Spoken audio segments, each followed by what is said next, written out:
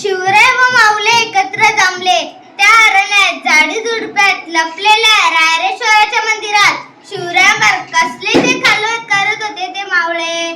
श्री शंकरापाशी कोणते ते मागणे मागत होते. शिवबा बोलाय साहेब. कोंढाण्यासारखा बळकट किल्ला शत्रूच्या हाती असणे बरे नाही. तो परत घे. होय साहेब. घरांनो, मी आज तुम्हाला माझ्या मनातील एक गोष्ट सांगू का? बोला राजे. हा आपल्या चारी बाजूला परकीय राजवट आहे. ते नेहमी युद्ध करतात, त्यात आपली माणसं मरतात. इतके ससूनही काय तर आपल्या बदरी गुलामगिरी. सांगा, तुम्हीच सांगा, हे किती दिवस सांगायचं?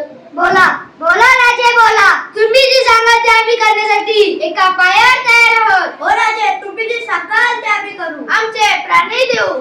घरांनो, हा आपला मार्ग ठरला. आपली ध्येय एकच, हिंदवी स्वराज्य, परक्यांची गुलामगिरी आता नको. उठा, या रायरेश्वराला साक्ष देऊन आपण प्रतिज्ञा करू. हे राज्य व्हावे अशी स्त्रींची इच्छा, ती इच्छा आपण पूर्ण करू.